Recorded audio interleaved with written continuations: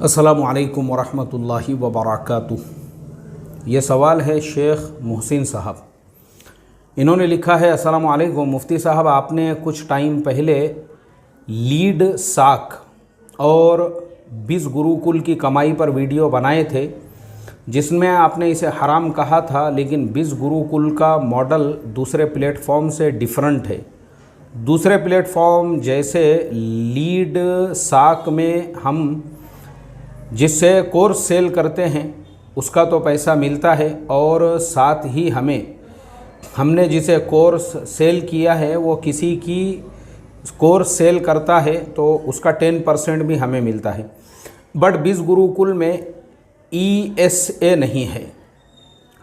इसमें जिसे course cell करते हैं उसका 70% मिल जाता है, और हमने जिसे सेल किया है वो अगर किसी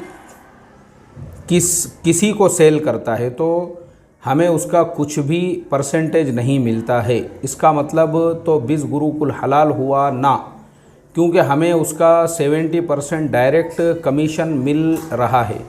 क्योंकि इस कोर्स बहुत वैल्यूएबल जानकारी होती है डिजिटल मार्केटिंग की, तो आप इसका आंसर दीजिए। भाई शेख मोहसिन साहब, देखो मैंने इससे पहले भी इसके ऊपर जो वीडियो बनाकर डाला था तो उस वक्त में भी मैंने यही कहा था, क्योंकि मेरी एक आदत है, ऐसे जितने भी लेटेस्ट और डिजिटल मसाइल होते हैं ना, मैं पहले ये सब चीज़ों को यूज़ करता हूँ, इस्तेमाल करता हूँ, उसको जांचता हूँ, उसको परखता हूँ, उस पर रिसर्च करता हूँ।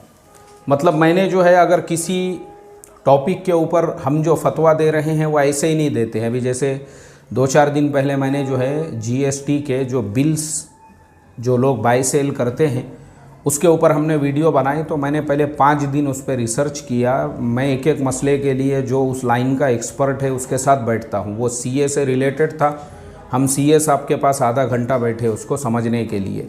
जो भी लेटेस्ट मसला आता है पहले मैं उसको अच्छी तरह से, अभी जैसे ड्रीम 11 का मसला लोगों ने पूछा था तो मैंने खुद उस पर अकाउंट बनाया था, और उसको 3-4 दिन मैंने जो है पहले समझा अच्छी तरह से, और फिर हमने उसका जो है जवाब दिए और उसके बारे में आपको बताए कि वो नाजायज़ क्यों है।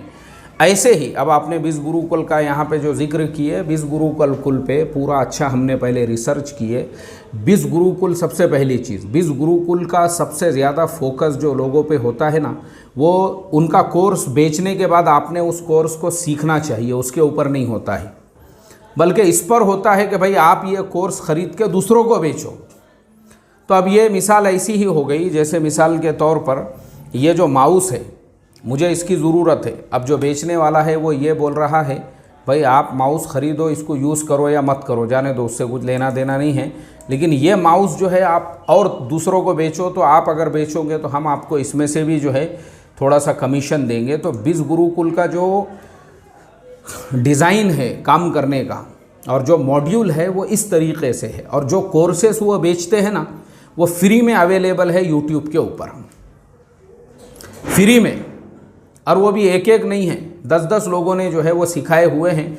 उसमें से आधे कोर्सेस तो वो है जब आप MSc IT करते हो महाराष्ट्र गवर्नमेंट का, तो वहीं पे आपको वो सारे कोर्सेस सिखाए जाते हैं।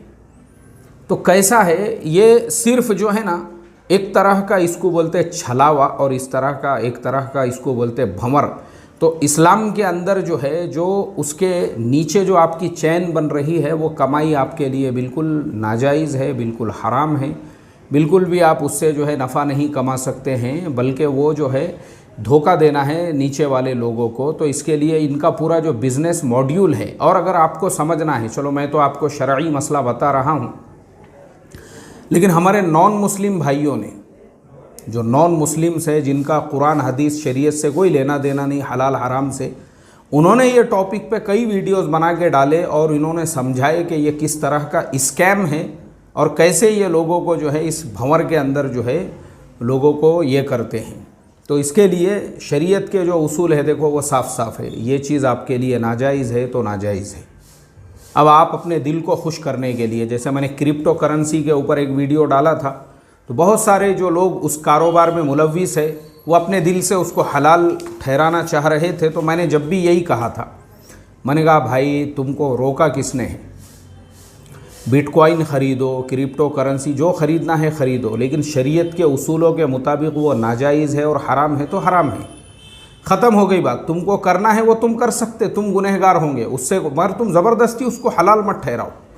ऐसे ही मैंने जो है जो ऑनलाइन USD की जो ट्रेडिंग होती है फॉरेक्स की, उसका भी मसला है, उर्दू इंग्लिश मेरे कम से कम 5-6 उसके ऊपर भी, उसमें भी मैंने यही कहा हूँ, तुम उसको ज़बरदस्ती हलाल नहीं ठहरा सकते हैं, क्योंकि जब बै क़ब्ल क़ब्ज़ है वो तुम्हारे कब्ज़े में ही नहीं आ रहा है, सिर्फ ऑनलाइन फॉर्मेट में वो चल रहा है, नाजायज़ है नाजायज़, खलास।